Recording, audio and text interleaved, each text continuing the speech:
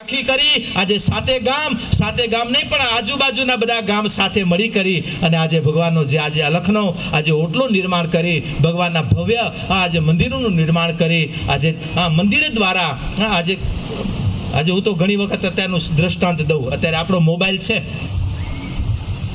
હમણાં ગમે એટલા કિંમતી મોબાઈલ હોય, હમણાં દીકરાએ 2 લાખનો મોબાઈલ દીધો. મેં તું ગગા આ રાખ ને અમને 10,000 કે નહીં બાપુ અમે રાખીએ તો આ ભલે રહ્યો આ રાખો. મેં તો આવડી કોક બીજો આવશે તો હું ઓને દઈ દઈશ ક્યાંક. હા ઈ કે ઈ પછી તમે જાણો. મેં તો હા પછી તું એમ કે બાપુ ક્યાં ગયો એ તો અમારે કે આવતા જશે ને જતા રહે. હા બાકી આ રમકડામાં આપણા બનાવેલા એ આપણને હું મારા યુવાનોને જરૂર કહું બાપા રમકડા ભલે 1ના 2 મોબાઈલ રાખો, અમે ના નથી કહેતા. હા પણ એટલું યાદ રાખજો કે આ મોબાઈલના રમકડા આપણે એને બનાવ્યા એ આપણને ન બનાવે એટલી કાળજી રાખજો. હા રમકડા આપણને બનાવે છે ને ત્યારે દુઃખ લાગે બાપ રમકડું છે અને આપણે ઓના રમકડા છીએ. હા અને ઓના રમકડા આપણને રમાડે, રમતા રહેજો.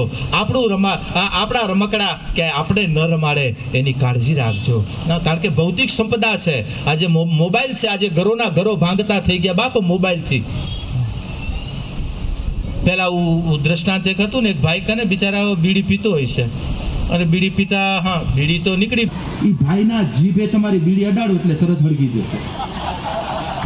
આ જીભે કાંઈ બીડા થોડા હળગતા હોય? એ કે બાપા એ ભાઈની જીભે ઘરના ઘર ને ગામના ગામ હળગાયા.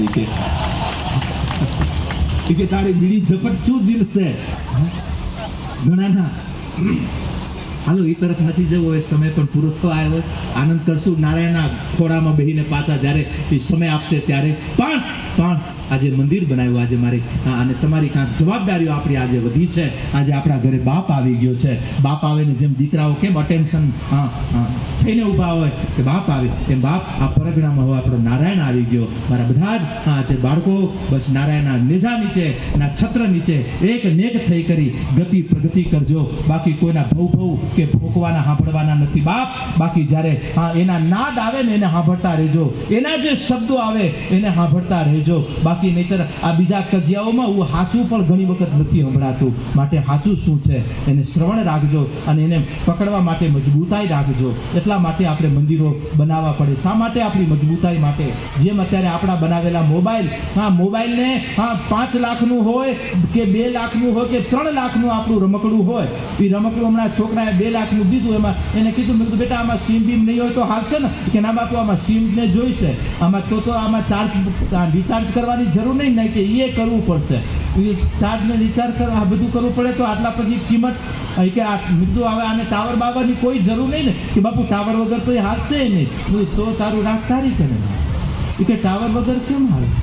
આટલું કિંમતી હોય ને ટાવર વગર આને ટાવર જોઈએ જ નહીં, એમને હાલવું જોઈએ. આટલું કિંમતી છે કે બાપુ ટાવરની જરૂર પડશે.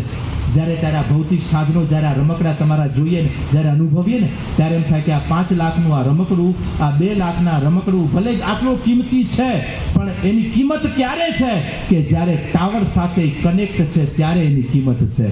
જો ટાવર સાથે કનેક્ટ નથી ને તો એ 5 લાખનું કેવા પૂરતું છે. મંદિરો શા માટે બનાવીએ છીએ? કારણ કે એના ઇન્સ્ટ્રુમેન્ટ જ્યાં ત્યાં બીજી ફ્રીક્વન્સી એમાં ન આવી જાય, આ ટાવર સાથે કનેક્ટ થઈ જાય માટે આ મંદિરો બનાવવા પડે કે આવા આવતી પેઢી આવતા આપણા ઇન્સ્ટ્રુમેન્ટો બાપ કનેક્ટ બની રહે કે મારું નારાયણનું ધામ મારું હું આનાથી છું. એક નાનો એવા મોબાઈલ જો એક ટાવર સાથે કનેક્ટ થઈ જાય ને આખા વિશ્વ સાથે તમને જોડી દે એમ આપણે હું ને તમે જો આપણે મંદિર સાથે ઉપાસના સાથે કનેક્ટ થઈ જશું ત્યારે આપણે વિશ્વપતિ સાથે જોડાયેલા રહીશું બાપ.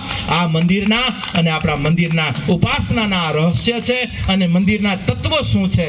હવે જ્યારે થોડોક સમય યાત્રા કરો, ફરી વખત વળી આયોજન કરશું ત્યારે ચિંતન કરશું. બાકી હવે બીજ વાવી જઈએ છીએ એને બસ પકાવજો. એમાંથી નવ પલ્વિત ધરોહર આ તમારી મજબૂત છે, જલ્દી પલ્વિત થશે પણ પલ્વિત કરવા માટે આજે ઉપાસનાનો દોર બનાવી રાખજો, ભજન કરજો. આજે મંદિર બન્યો પછી આજે હવાર હાજ જે માળા કરતા હોય માળા વધવી જોઈએ, ઘટવી ન જોઈએ.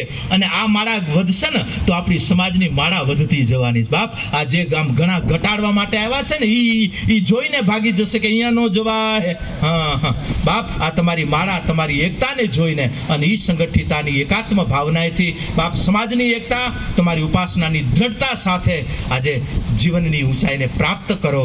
એ જ મારી શુભકામના.